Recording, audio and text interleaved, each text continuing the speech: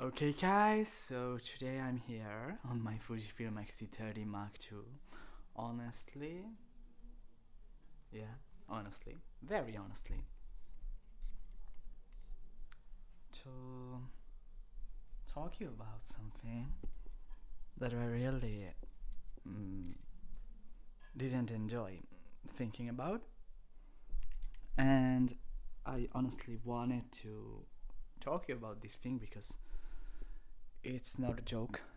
It's a matter of money, and it's a way of thinking and of considering brands, trusting them, and then understanding that it's not always the case. And so I think many people would agree with me after testing this kind of gear. I'm talking about Sony, especially about their cameras, mirrorless, okay? The full frame, APS-C, 1-inch sensor, all their lineups. Video oriented, photo oriented, vlogging oriented, content creation, everything that you can possibly imagine.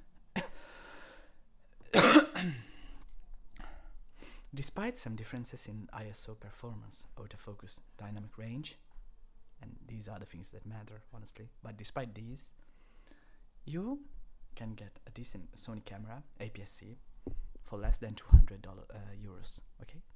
For example, the next lineup, NEX, you know, NEX5N, or the A5000, A5100. These cameras are interesting because they have been released more than 10 years ago, and they have their history. They haven't been updated, but they are some kind of, they are not vintage, but they are we have now 10 times more, 100 times more, we have gear now. Think about the Sony A6700. It's this doesn't fail, never fails.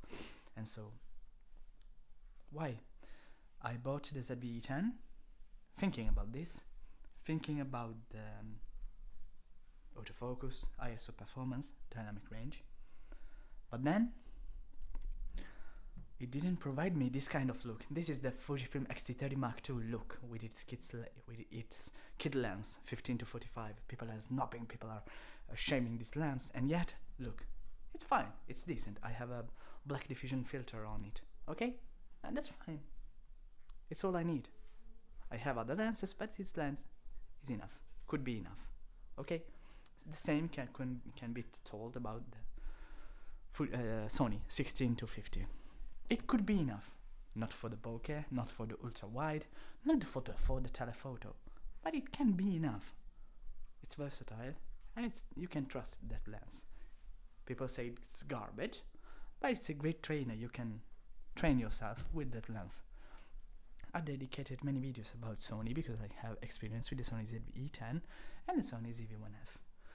Why didn't I buy the ZVE10 Mark II, A6700, ZVE1, A7S3, A7R5, A1 Mark II, A9 Mark III, A7C, ZV1 Mark II?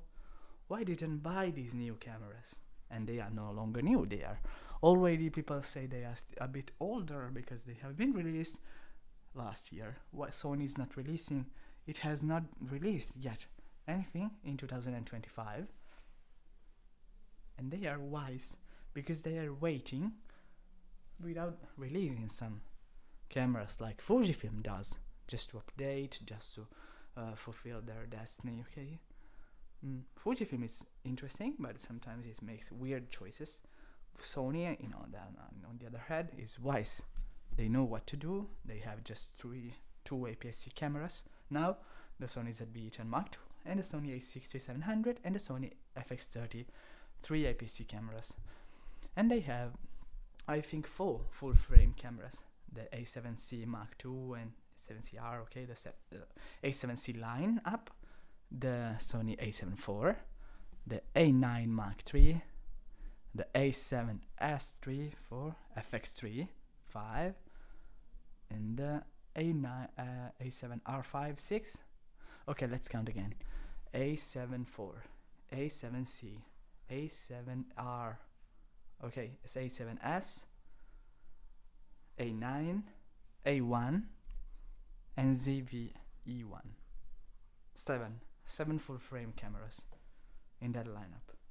Why didn't I buy any of these full frame cameras to make my upgrade? And why didn't I buy Sony A6700? It's great. I really love that camera. It's inspiring me, even more than the ZVE10. But why didn't I buy A6700 or FX30? These, most importantly, A6700. Because I think that Sony still is going to surprise us. Sony will make huge changes and huge improvements in low light, dynamic range, and autofocus. AI, these four subjects. AI is a new topic, okay? And so, I believe in the next 5 years, within 2030, Sony will still be the number one and will defeat Canon, Nikon, Fujifilm, Panasonic, and every other brand, because they will have the technical aspects. So you don't buy Sony for the look, okay? You don't buy Sony for the colors, and you don't buy Sony for the stabilization, rock solid, okay? You buy Sony because you trust its performance. It is quick, it is failless, it doesn't fail. It is just amazing. Sony, I bought again the Sony ZVE10. Even if I could keep that money and buy a 6700 or something else, why didn't I buy the Sony ZVE10? Do I regret?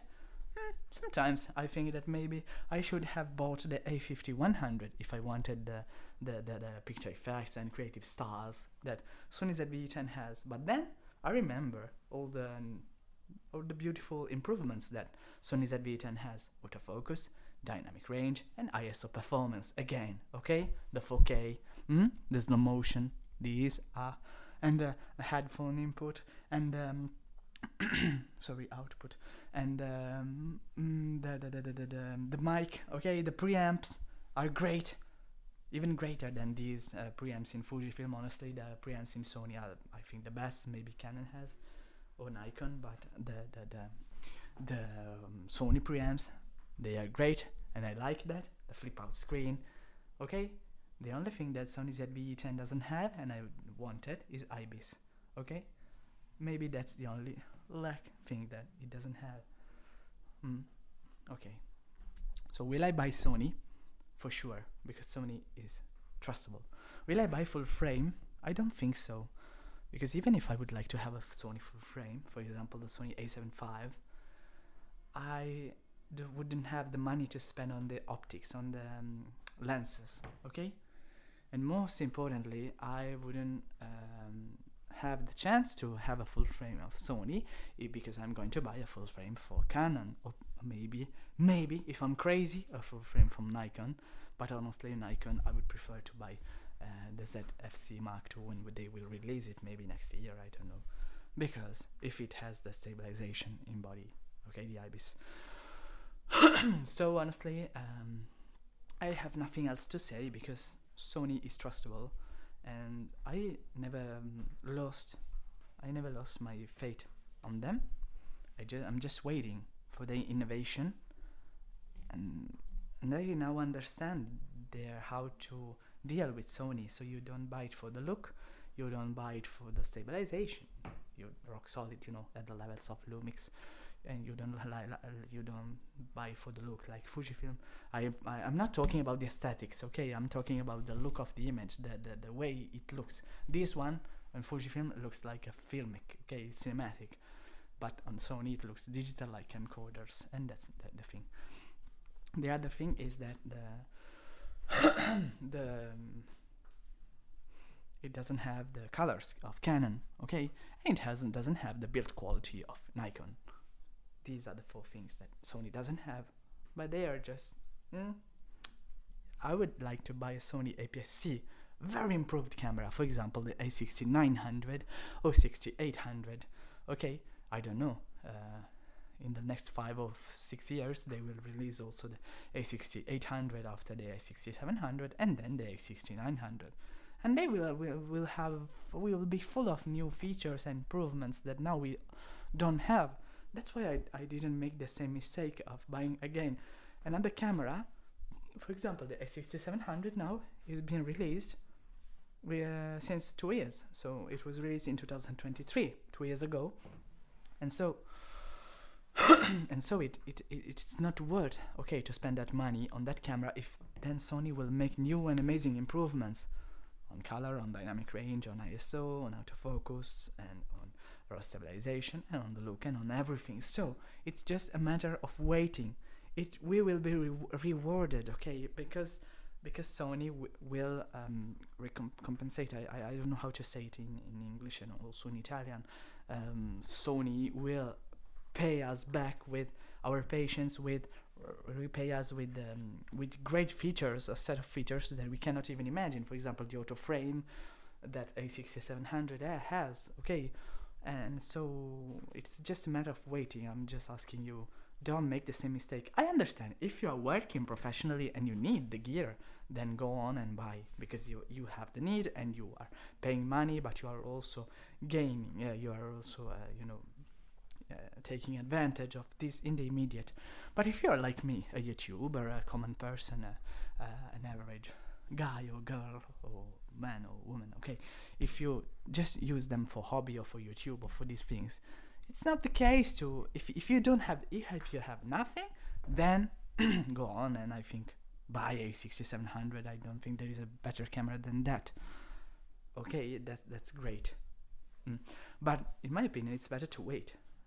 Don't make the wrong choice buying the Sony ZVE10 Mark II. It doesn't have IBIS, it doesn't have the AI chip. It's been crippled.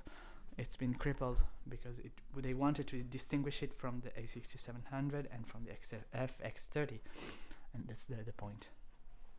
Okay, guys, so that's all from me today, and I hope that this discussion, this topic, interests you. I invite you to write down in the comments if you have some suggestions or some hopes.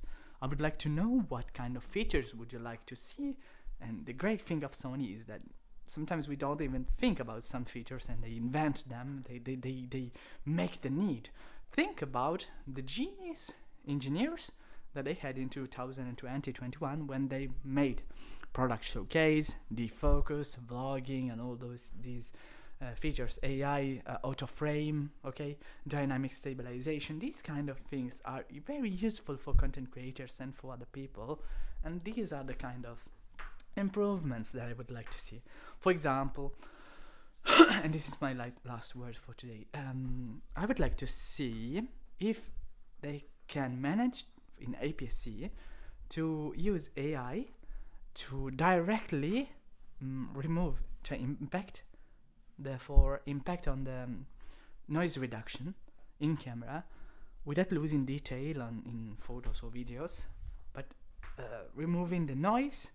For example, when you go to an ISO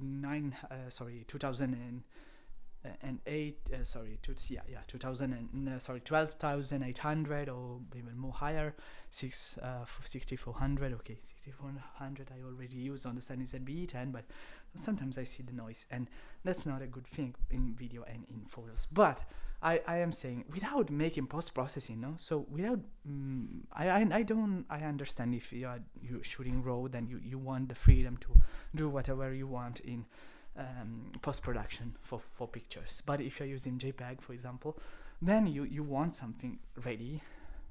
I'm ready to post and to be used. So the noise reduction to AI would be great.